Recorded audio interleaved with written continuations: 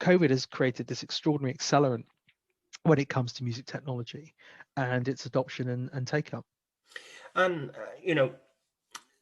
taking a moment now, and we discussed this before we start to record, for musicians, or on the ground floor, on the ground level, who relied on live, that was their the highest percentage of their income. Do you have kind of any advice or any thoughts on kind of how to become less reliant on that? Do you kind of see any trends, or how do you think it's going to go forward in the next, let's kind of keep it short term, let's say kind of 18 months to 3 years? Yeah, I mean, there's not a straightforward answer to that. I think that what we are realizing, and the labels have realized this, and artists need to realize it, is we need to diversify our revenue streams. So, Universal, the majority of its majority of its money 25 years ago came from record shops, right? Now look at it. It's as likely to make money from Peloton as it is from Jaguar, as it is to Facebook, to TikTok, well, not Triller this week, or whomever. And by diversifying the revenue streams, it's grown the pie, made the business much more about recurring income, and off it goes. Now, artists, because of, and again, this is one of the things that the parliamentary inquiry is looking at, is it inequality of bargaining power? Is it legacy contracts? Is it people being greedy? We will see. Artists are going to have to diversify their revenue streams. And, people have dipped into brand deals, and they've dipped into, but look at actors, they're as likely, the way to become properly rich is launch a tequila brand. I know influencers who are selling yoga mats for 40 quid a time that they're buying for £1. They're doing really well. They're not just relying on one revenue source. Agreed. And this is what is interesting, is a couple of artists that I'm working with at the moment, and what I'm looking at is I'm looking at the data of their fan base on their social platforms, on their streaming platforms, as well as email databases. I think musicians massively underestimate the power of email, and that following and looking at, okay, where are your audience?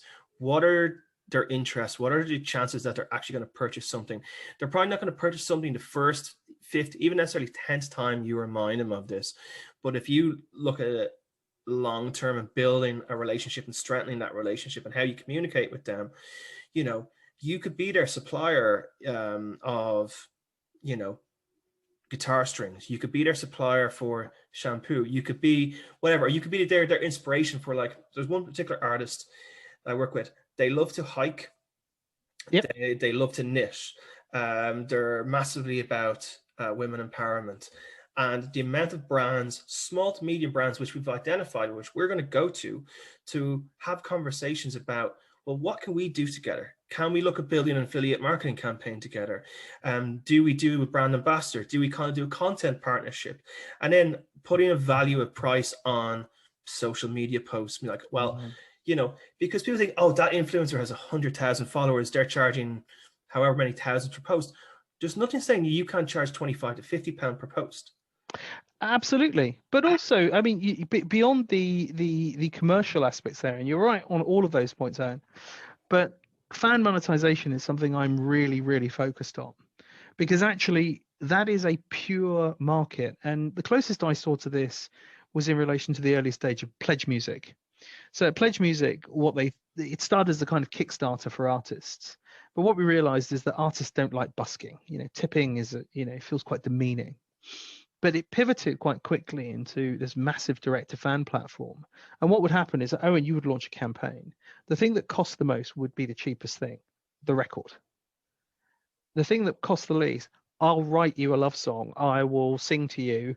I will send you a signed plectrum. There were some things that were multiple thousands, and every single time they went.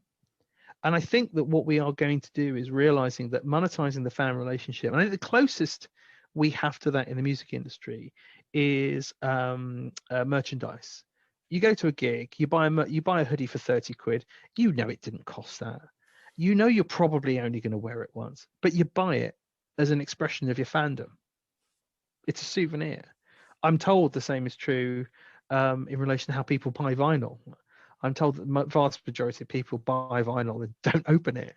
It's there like a coffee table book. But there's nothing wrong with any of that. and realize what we need to do is just, if there are ways that we can monetize and actually sort of create experiences for fans. And YouTubers have been doing this for years for things like meet and greets, and lots of sort of geek conventions where they're doing virtual selfies online. And of course, the ultimate avatar for this before COVID was Cameo.